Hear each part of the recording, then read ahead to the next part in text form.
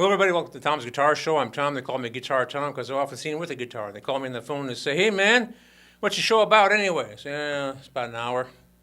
About guitars, guitar playing, all things guitaristic. So here we are again. If my guitar changes color from time to time, don't be alarmed. It's a long story. Anyway. It's the magic guitar. That's right. Well, it's not like other guitars. Anyway. There's a tiny projector inside the guitar. That's right. Yeah. And it does all kinds of strange things. Anyway, so this is my show about the guitar and everything. And if you want to call up or call the number which occasionally appears on your screen and ask a question about guitars, guitarrons, guitarras, vihuelas, banjos, balalaikas, bazookas, bajos, sextos, tiples, cavaquinhos, lutes, uts, vihuelas. We said that already. Ukuleles, banjolales, mandolins, banjolins, ocarinas, accordions, clarinets of various keys, oboes, or pipe organs, piccolos. If you want to just call me, ask me how to play the guitar, I can tell you something. And can't really answer you simply. I know what actually very simply. How you play the guitar? You pluck the strings over here, and then you push them down over here. But how do you play the kazoo? Yeah, well, you hum into close your nose, and hum into a little tube. It has a membrane in it, and then go for it. Maybe we should bring one sometime. Yeah. Not sure if I have one. I had a little bucket of things like that. I don't know if I have one. Well, we could do it the low budget way, a piece of paper and a comb. That's right. Tissue paper or wax paper. Wax paper. Yeah. Or a magazine cover. Yeah, I guess that works. I never tried the magazine cover one. The tissue paper was the one I always used, but then I found out wax paper works in. You usually have wax paper in a drawer somewhere, but tissue paper gets pitched. Anyway, I mean, hey man, with the kind of budget we're working around with, I could probably afford to buy a kazoo. Cost. I bet they're pretty reasonable. Yeah. Yeah. Stop over at the dollar store and see if they have any. I don't think they do. I look. I go there once in a while and I look at the music selection. I have the clear plastic recorder, and you can play stuff on it. Yeah. But anyway, where was I? Oh yeah, if you want to talk about any kind of musical stuff, that's fine. Politics, world events, your own personality problems. Call in if you like, but keep it clean. This is a family program. What I think is funny when somebody called in and asked for dating advice. We have our youth movement with us again tonight. So. Maybe the camera person there would know. She's young enough. Yeah. She may be young enough that she's actually been on a date with somebody she hadn't been married to for more than a decade, but I don't know. Or 2 or 3 or 4. Oh, yeah. Anyway, so this is my C. Green Dean Palomino guitar. She's a big, fat, hollow body. See how fat it is? It's that fat. Kind of heavy, not too bad. I've got one that's heavier, about as big. And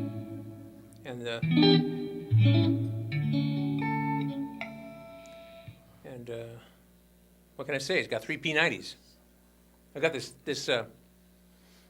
I have this love, I wouldn't say hate relationship. I have a difficult relationship with P90 pickups. They're a large single coil pickup, which means they tend to hum. I don't know if you can hear this through the microphone at home, but if you use 2 of them together, it's okay. But if I use one by itself,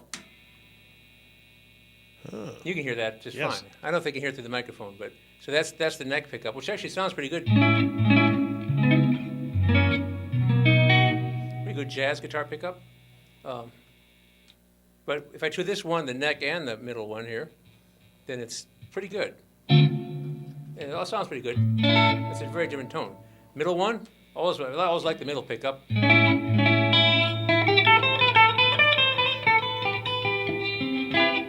But buzzing horribly, so I'll do it. Now I'm in this position, which is, of course, the neck and the middle. I mean, the bridge and the middle pickup. So it's this one, a little crisper. Okay. Now, if I do it all the way over here to the bridge pickup, the kind of sassy.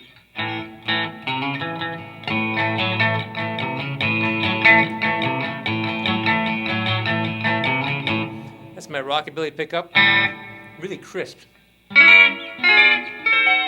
but hums like crazy.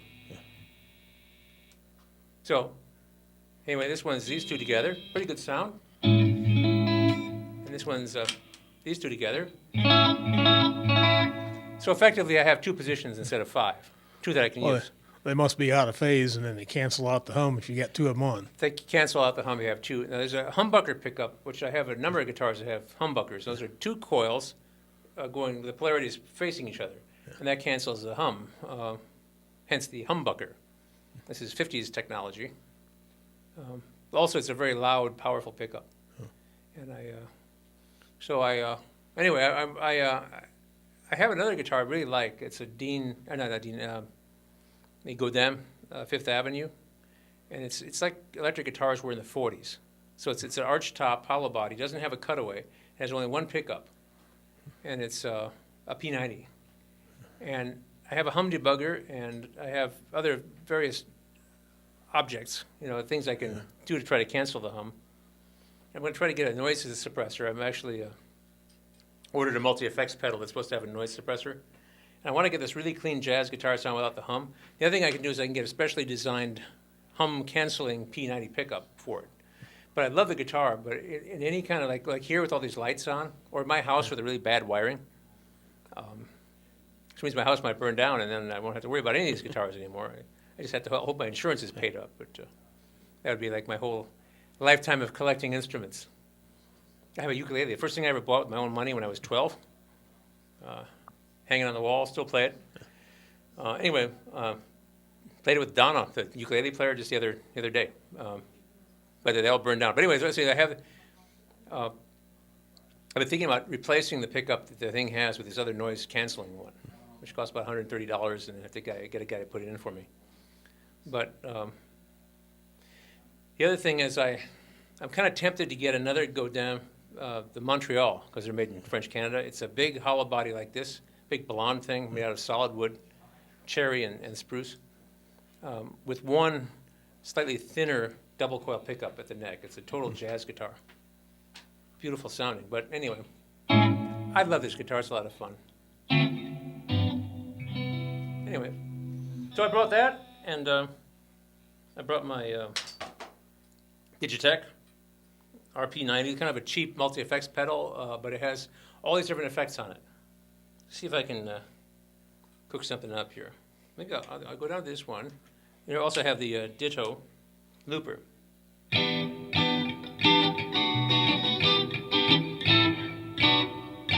One, two.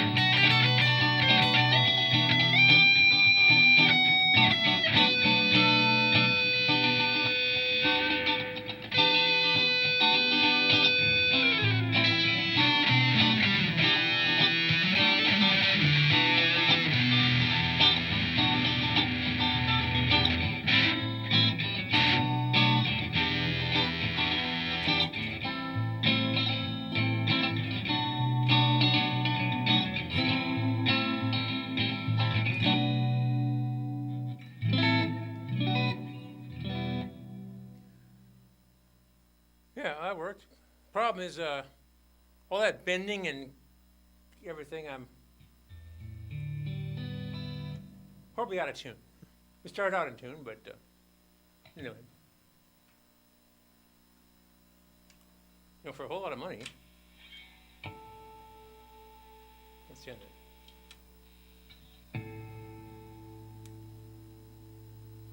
For a whole lot of money, you can buy a Gibson guitar. It has little motors on all the tuners and a little computer on it. So all I have to do is strum it, and it tunes itself.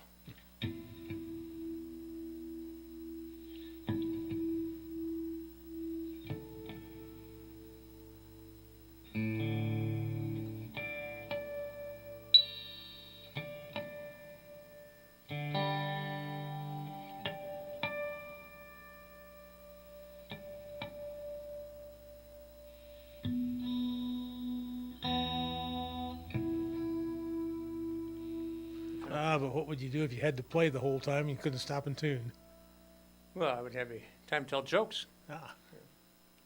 Or you could tell people where they can see you this weekend. Yeah, well, this weekend I'll be fairly easy to find. I'll be at Tuscan Moon on Friday night. That's in Kelowna? Kelowna, Iowa, right downtown. Beautiful downtown Kelowna. It's supposed to start at 6, so I'll be probably get there by 6:30. And I'll probably play late till maybe 10. Supposed to play till 9, so kind of guy shows up at the party late, stays forever. That's off exit 80 on 218. Yeah, you can get, yeah. Is that exit 80? Yeah, okay. Well, you take 218 down to the beautiful village of Riverside, turn right, not left to the casino, but right, and go through the metropolis itself of Riverside. Then you continue to the next town on Highway 22, and that's that's Kelowna. And you take a left on the sign that says Business District. You could also go down on Highway 1, but there's construction, and basically Highway 1 is one where you take your life in your hands. So I avoid Highway 1. I'm experienced. So I say, you know, take 218. You can go 65 miles an hour legally, which means you can go 70 if you want. Straight shot down, and then you take a right on Highway 22, and it's about 9 miles or so from the 4-lane highway. And you probably won't come up behind the horse and buggy on 218. Well, you won't come up upon one on 218, and there's a big wide shoulder on 22. Yeah. So there are a lot of horses and buggies because there are Amish people live there, and they didn't embrace the 20th century in the 21st. Yeah. But then now they got flashing lights, though. They got LED lights on their buggies because enough died. Yeah. And anyway. But okay, that's Friday. Now Saturday, still trying to work this out. I'm going to play a wedding. I think it's a wedding reception, actually, in rural Marengo. And after that, that's from like 4:30 to 7. And then I'm going to try to work it out so I hightail it over to Kelowna. I just saw myself. I look like a ghost over there. Yeah, you're looking a little bit pale there. Yeah, they're working on it there. Having issues with lighting and so forth. But anyway, so to continue my boring story, I'm going to try to be in Kelowna by 8. Perhaps I could play 2 hours. That's usually a pretty good party there, and I hate to not be there playing the guitar because I'm sort of the soundtrack for people's wonderful outdoor patio experience. I might actually be annoying on the indoors, you know, like in February or something like that. You know, after Valentine's Day, who wants romantic guitar music and indoors? But outside with all the pretty little lights and everything like that, and super attentive busboy and everything. And in February, nobody wants to sit out on the patio. No, they don't. They don't. They want to sit inside. And so anyway, I don't want to miss it. But I haven't communicated with them. Actually, I should call them. But tomorrow I'm going to go.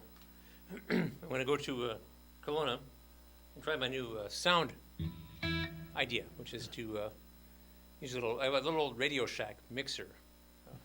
I don't mean for making blender drinks, but I would not put a banana in it. For mixing sound. Mixing sound, yeah. So a little one, it's a very inexpensive little thing. Metal housing, it's probably 20 years old, but it still works. I tried it out. So I'm going to try to use a little reverb and then split the sound that comes out of the reverb pedal and have one go into the little amp for me and for people sitting around front. The other one go up into the speakers, the stereo system. So I'm going to try that out on Thursday. And probably drag my son along. They have barbecued ribs on Thursdays. So I'm never there on a Thursday, so I thought I'd give it a shot, you know. Anyway, so that's my weekend. Of course, on Sunday I'll be at Journey Church again. They haven't fired me yet. Of course, I haven't taken a banjo to church with me yet. But I'm not a religious fellow myself, but it's a very human place. You know, people are very human. So I guess they are everywhere you go, but still. So I play music there for their Sunday services at 10:30.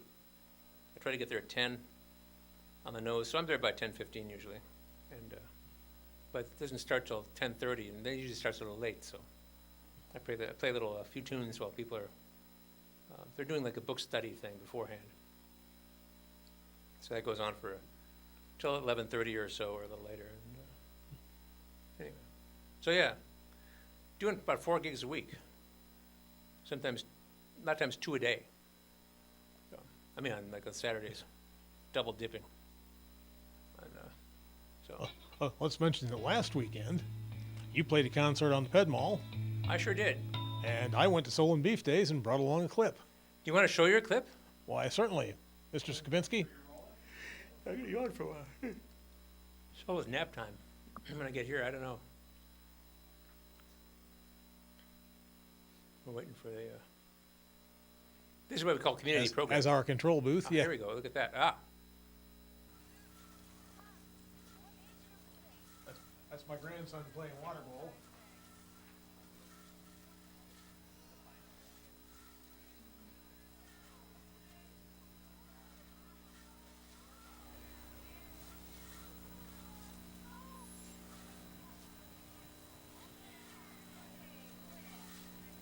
see the one in yellow? Yeah, he's the one in the yellow shirt. Looks like he's winning this one. Yeah, this was his final round. He won this one. He won the 2 elimination rounds, then he lost in the first round of the final 4. And in the consolation round, he took 3rd place. Guy in the green shirt looks pretty wet. Well, he was out there for a lot of kids. You know, they have a volunteer fireman behind each kid when they do that. Yeah, there is. Anyway, that's my son there in the red sun visor holding his other son. And my daughter-in-law in the pink shirt.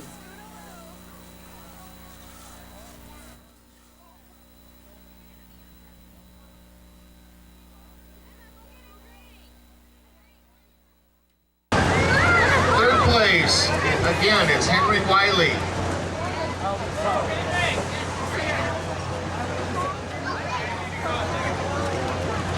Second place, Will Brandt.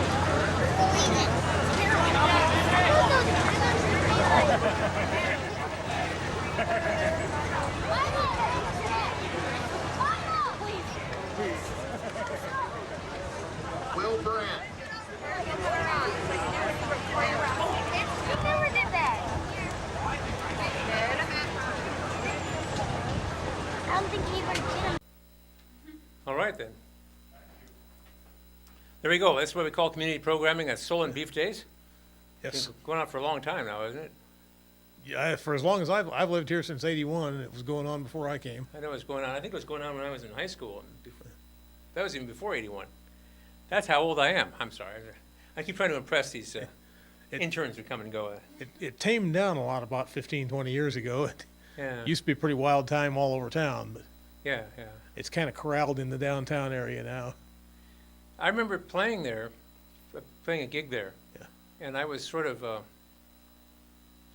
used to sort of more sober gigs, I guess. and they had this big concrete stage. Yeah. And I was on that big concrete stage playing my gig, and there were people wandering around, climbing up on the stage, and people sitting up there, leaning up against the front of the stage, passing out. That might still be going on. That stage is up in the fenced-off area where drinking Oh. is allowed.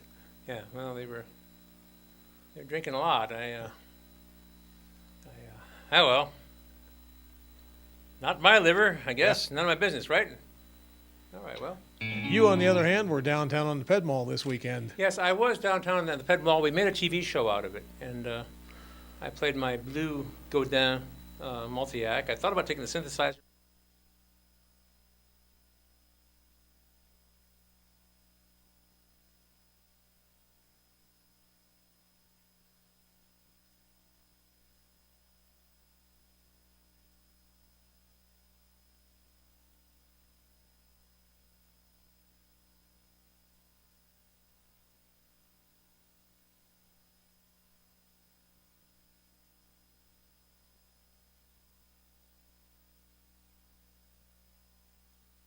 On Bill's. Uptown Bill's. We're gonna So have if to do anybody something. would like to see this show made, Yeah, Uptown Bill's Coffee House, corner of That's South Dubuque and Lafayette. that's your big chance, yeah. And so we'll do that, and then after that, it's going to be August. Now, the end of August, we're going to have that coffee house show. It's going to be a big classical guitar extravaganza again. I'm going to try to get a bunch of classical guitarists together to play stuff, and we're working on. I'm distributing trio music, as in three classical guitarists playing together, three different parts. We did that before. The last time we did it in April, was it? Maybe, I don't know, a few months ago. But we were all playing the same piece. So now we're going to try to work it up till we play something else. And I actually have some fairly easy stuff, some folk songs from the classical guitar, or the guitar school of Iceland. Some guy, Thorson or something is the guy's name. And these are simple folk songs. We're going to read through those here pretty quick in rehearsal, but I have the slow movement from Beethoven's Seventh Symphony for guitar trio, and a bunch of other stuff too. So we'll see how much that goes, but there'll be soloists and so forth, and maybe it's conceivable that I'll be able to get a mandolinist to do a duet with me. Because I always like to include classical mandolinists with classical guitarists, because they don't have any friends, you see. So I figured the mandolin players, they can hang around with us. I mean, some of them resent us, but well, see, the thing is, I've been playing mandolin. I play mandolin. It's part of my life. It's part of my musical vocabulary. I am a mandolin player. It's one of those things. I went to a banjo player kind of convention thing. It was a little local thing at Old Brick years ago. And I had a banjo, and I played banjo, and I was hobnobbing with the banjoists, and I was a banjoist, right? Because I had a banjo, and I could play stuff on it, and I could play along with other banjo players. I mean, I'm a banjoist, you know. I started playing banjo kind of late in life. I was 16 when I first started playing banjo, but I've caught up, you know. But people got up there and kept, you know, telling like guitar player jokes and making fun with guitar players and talking about how nice it was not to have a bunch of guitar players around. And I think it's probably a bad analogy. Maybe I'll get in trouble for this, but I knew a guy whose his father was of African descent and his mother was European descent, and he was, you know, half and half, you know. And he looked. I mean, he definitely, you know, he was African American, right? You know, that was how you identify him or whatever like that. But so he would be in these uncomfortable situations where people would, you know, like other African American people would keep bad mouthing white people. Yeah. You know, European. Like his mother. Like his mother, and like some of his siblings who were, you know, because his mother I think remarried or whatever, or somebody also of European extraction. So he had like, you know, brother and sister and mother and a lot of friends, people went to school with, he was telling me some of this stuff, you know, and I actually witnessed a little bit of it from afar, and we were talking about it. And he had no problem dealing with people of European extraction, because he was of European extraction himself, you know, and he had some of his best friends and family members, his mother, you know. So it was very uncomfortable for him, you know. And so... and having been raised in Iowa City, he may not have been familiar with Yo Mama jokes. I suppose. No, he was in California, but Oh. I don't think he was from California. Though. It was a long time ago. Anyway, it's a friend of mine. And me, I'm you know, and I'm German Irish. So never mind. But that's how I kind of feel when I go to a banjo convention, and they say, "Aren't you glad there are no guitar players here?" Yeah, they just clutter up the place and cause trouble and. Yeah. What's the difference between a guitar player and a large pizza? Well, pizza can feed a family of 4. Not unlike the way the guitar players talk about banjo players. Yeah. It's true. How many banjo players does it take to eat a possum? I don't know. 2. 1 to chew and 1 to watch for traffic. That's one of the worst. Yeah. But the worst one of all, though, is the drummer joke. Like, how many drummers does it take to change a light bulb? How many? Now they got a machine for that now. That's the cruelest of all. Yeah. But, On the other hand, if I pan down here, we see your accompanist on the floor there. yeah.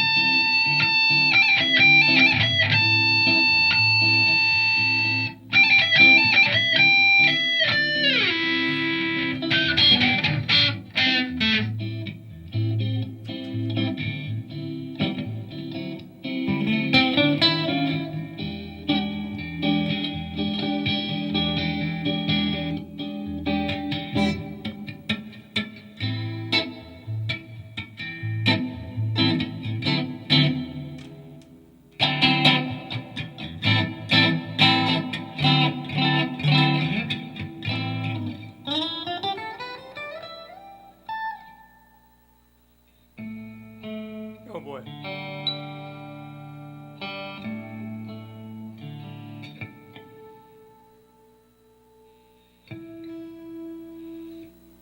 I actually haven't had this guitar out for a while. I couldn't wait to get it, and I got it, and I played it a lot for about 2 weeks, and then I moved on with my life. So, a lot of guitars. Well, as you've mentioned, you've had it on this show before, though. Yeah. When I got it, I can't actually remember when I got it. It wasn't. It was in the last couple of years, I think. I don't remember exactly when that was. I was playing another guitar at home that I got, and I try to remember when that was, and it was right before the faculty recital at Co. That night. I went to pick something up, like another cable or something I needed at the guitar shop, and there was some kid in there, a young fellow who was nice little, it was an Ibanez, but it was an Ibanez Tallman. I've had it on the show a few times. And it was, he was talking about some band that had one of those kind of scary names, sound like something out of a horror movie, and how the guy had a guitar look like that, you know. One of those hair metal bands. Yeah, I think it's post-hair metal. Now they've shaved their heads, have tattoos and Yeah. pieces of metal sticking out of their faces and heads and stuff. They like nails driven in their head. I don't know, but he was saying that, and he was kind of like, you know, Of course, you've had your yellow Flying V on the show before, too. yeah. But I ordered that one. I wanted that one. But anyway, so I was saying, so the guy was playing that one, a bunch of other ones. He's going through his guitars. He couldn't play it very well. He wasn't going to buy anything. He was going to fool around with him, and he's talking about this. So I said, I'm going to have that guitar just to rescue it. Little hollow body, electric guitar. So I've been playing that around the house, trying on different like effects and things, and just to plug into things. And I enjoy that guitar a lot. And I think, when was that? That was really cold that night because I covered it. I left it in the car, but I wrapped it up. It was in a case. I wrapped it up in a blanket because I was going to be at this faculty recital for a couple of hours, and I didn't want to take it in with me and leave it lying around. And I didn't want it to like get too cold, Right. or get too cold too fast and then warm up too fast. So I wrapped up in a blanket in the back of the car. So that's when I got that one, was when it was still cold. So, anyway, sorry, I'm reminiscing about all my guitars. Well, it's a guitar show. It's a guitar show, and I'll say that I have what they call GAS, Guitar Acquisition Syndrome.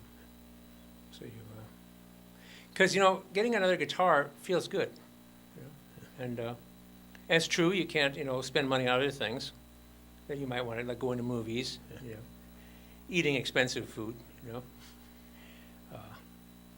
going out to dinner like at Taco Bell, but. But you go out to dinner at the Tuscan Moon, That's true. I get a $35 steak for free if I want. where you play on Friday and Saturday nights. That's right. Friday, Saturday nights. Yeah, I get to eat for free, so I can load up on the Beautiful downtown Kelowna. That's right. Actually, I've lately been only eating salads, because ever since my diagnosis, I actually went to the doctor today, and they took my blood out. I hate that. I make a lousy junkie. But, so apparently, it's hard to tell by looking at me, but I'm in good health. My body mass index is just slightly above average, but I'm kind of barrel-chested kind of guy anyway. And As Kenny Rogers says, just dropped in to see what condition my condition was in. yeah, that's what they said. So my blood looks good. Cholesterol, blood pressure, blood sugar's all normal now. And I'm not hardly overweight at all, if at all. So I guess I'm fine. Last 4 months, I've, so I don't eat those steaks. And I don't have those fancy, that chocolate cake. The chocolate cake was, well, they had a really good one, and then they got a better one. And they got one now that's apparently a whole lot better than the last one. But I don't know. I've just heard about it and see it go by, because I haven't had it. I think maybe it was that wonderful chocolate cake that gave me the diabetes in the first place. So anyway, but and the carrot cake was really good too. But yeah, I'd eat the chocolate cake, and then I'd drive home, kind of cross-eyed, and oh, dude, I wasn't drunk at all. It was that the chocolate cake was doing it to me, Well, hyperglycemia. Yeah, just, and then get a buzz off of that chocolate cake. But it's for lovers. Yeah. My advice is get one slice and 2 forks on a date. Maybe have somebody else drive, but anyway. So I guess I'm not eating all that expensive stuff at Tuscaloosa. We have a really nice salad. So I have I have like a special salad and some of those salads. The Caesar is great, So I recommend the salad. They have a pulled pork and black bean soup that's really good. Just have a little cup of that. Or you can have salmon and potato pancakes. Something else I avoid, but the potato pancakes are great. I know because I used to have them in the old days. You see. So anyway, because you can eat for free. Last time I got overweight was when I was doing table-to-table Mexican restaurants with my buddy Raimundo Rosales. We're Raimundo y Tomas, and Tomas is my stage name. And I had my DNA checked, by the way, just for fun, And apparently I'm not Mexican at all. But I like the music.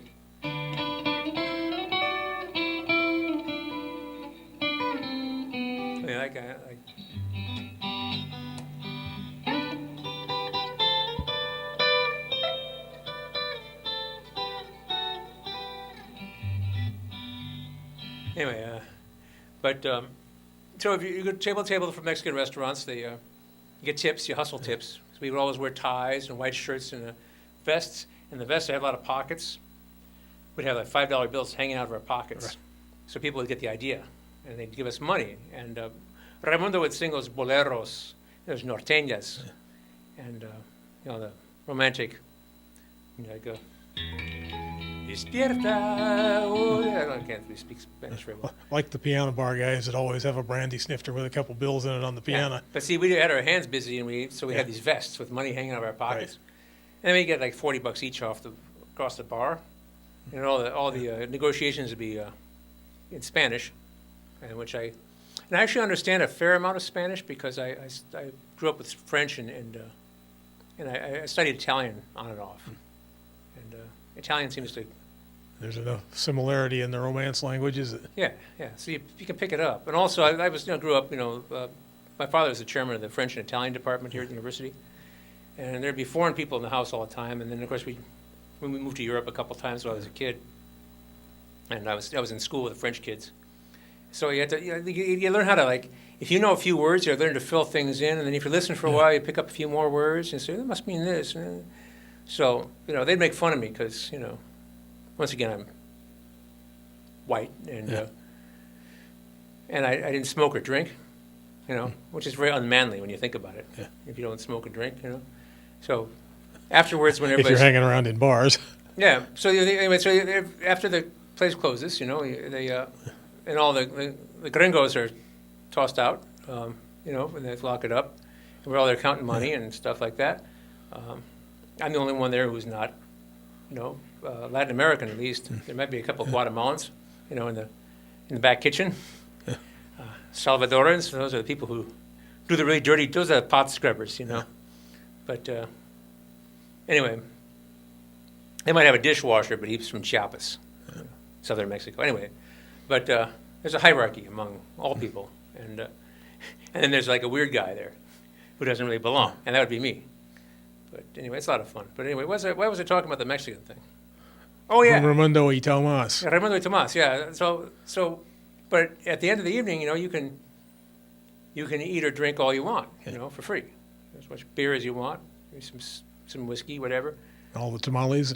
But you have, yeah. So what you have is the El Grande, the big plate, you know, which heap full of beans and cheese and hamburger, and have the big combination. You got your burrito and your taco, and you got your enchilada and chile relleno, and a bunch of Spanish rice, a big plate of beans with a greasy cheese on top, and all these corn chips you can dip in it, you know, and scoop up all this stuff. The guacamole and the beans go really well together, as long as you put a lot of the hot sauce on. And I always like that hot stuff, you know. The guys in the back kitchen would mix up the special hot sauce, you know, and keep your sinuses clear. Yeah. So you know, if you can eat all you want for free, you know, what do you do? Fill up. If you're a poor man, you know. So 3 nights a week we'd be going table to table in these restaurants, and, you know, and you have the El Grande 3 nights a week, and then rest of the week we eat whatever you can afford. Pasta. So Ramen anyway, noodles. noodles, yeah. I call them noodles. It's more fun. Even though pasta's Italian, and I say porco miseria. Anyway, I shouldn't say that. Anyway, so I'm sorry, I'm reminiscing. I probably should be playing guitar instead of it.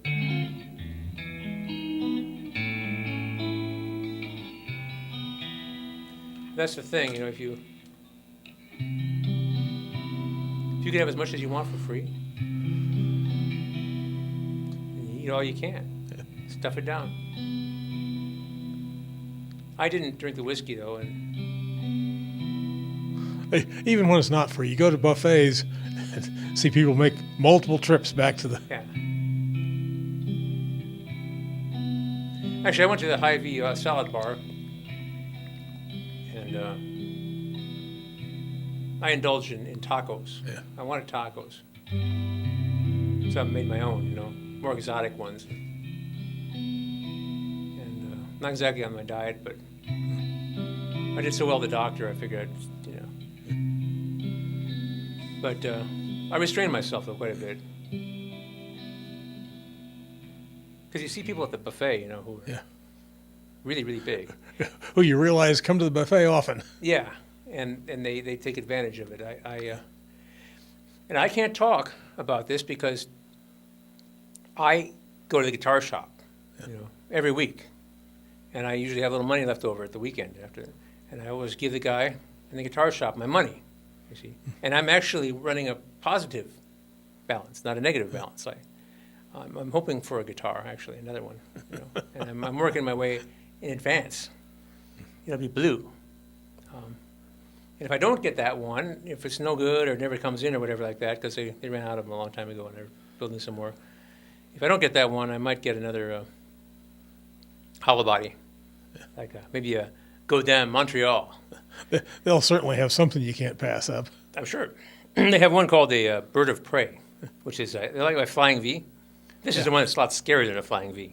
It's kind of got jagged edges on it, and it looks a little bit like a what do you call it, a Klingon. Yeah, warbird. take that one to Trek Fest. Yeah. So, and it's flat black though. It's like a stealth guitar. And I've been thinking that's ridiculous. I don't need a guitar like that. So I'm thinking, you know. But I'm looking for a really pretty blue one.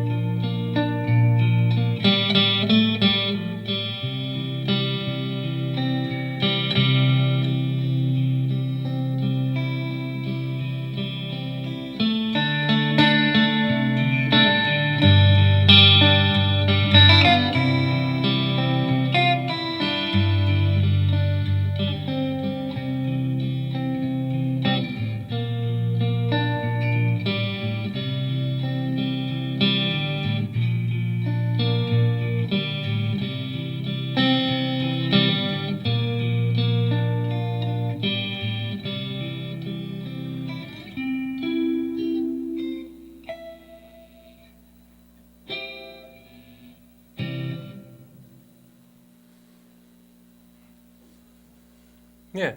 Anyway, first time ever I saw your face. I'm sure that's copyrighted, but So we can't put that on YouTube. yeah, the whole show goes on YouTube. But, well, I think what they do is they'll put a link to where you can buy the recording, if anybody notices it. Unless somebody objects to it, in which case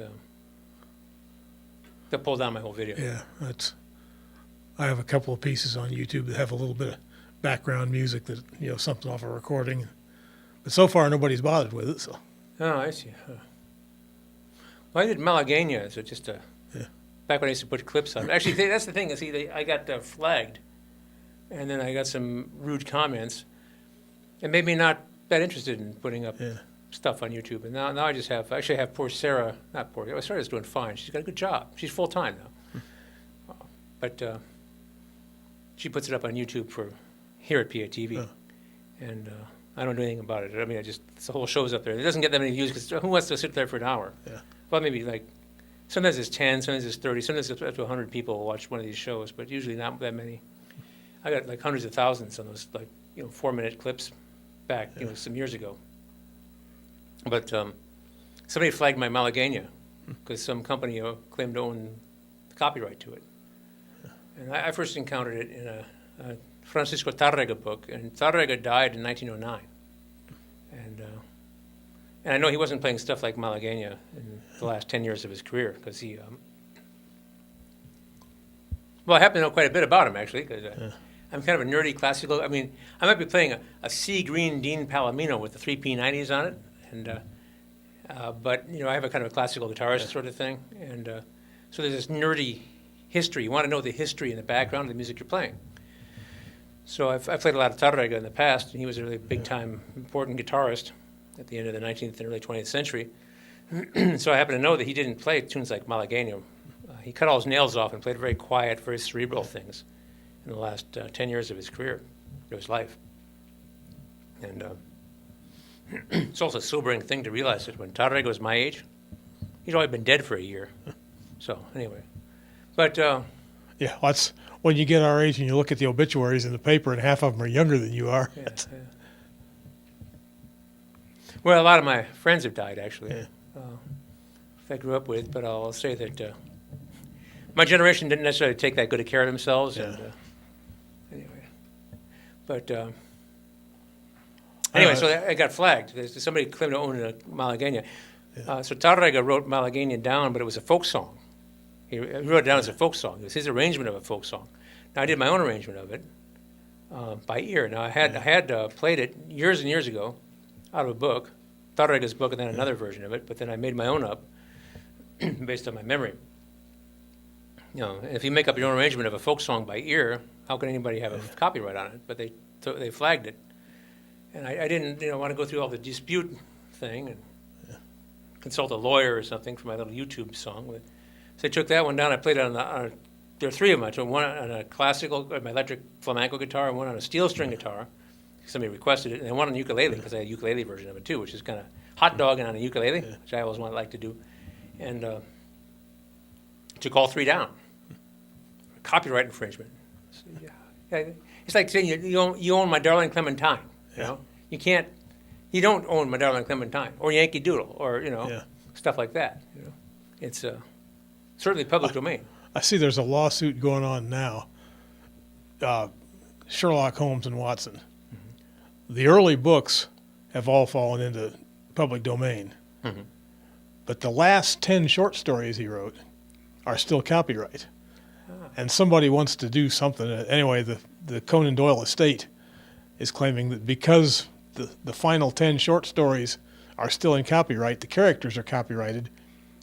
So anybody that does anything with Sherlock Holmes and Watson has to get a license from the Conan Doyle estate. Yeah. And they're saying, the people that want to make the movie or whatever it is are saying that since all the early work, Sherlock Holmes and Watson stuff is public domain now, and the characters are in the early works, that the characters should be public domain. Well, we'll see what a judge thinks. Well, it provides employment for lawyers. Yeah. So, is that lawyer joke that I like? I shouldn't tell it though, right? Well, I'll see if I can do it in like 1 minute, okay? So an engineer dies and goes to hell. And while he's there, he notices it's hot and very uncomfortable, and everybody's really sad. So he fixes the air conditioning, and all of a sudden the air is cool and very quite pleasant. And then the transportation system is all messed up, so he fixes it. Now people can get around, you know. So it's like visit each other. It's kind of nice, you know. And then he fixes the communication system, so you can get like full spectrum, like cable TV and all this stuff like that. And actually, things are actually pretty nice down there then. And so God just looks down and checks, see how things are going, and everybody's doing pretty well. Everybody's happy. So he, says to the devil, "Say, hey, what's going on here? How come everybody's so happy?" "Oh, we got an engineer down here, and he fixed everything. It's great." "Engineer? There must be some mistake. Here, you send him up here." Say, "Nah, we like him down here." Say, "I'll sue you for this." And Satan says, "Haha, where are you going to get a lawyer?" Sorry. My son's an engineering major. He liked that. Anyway.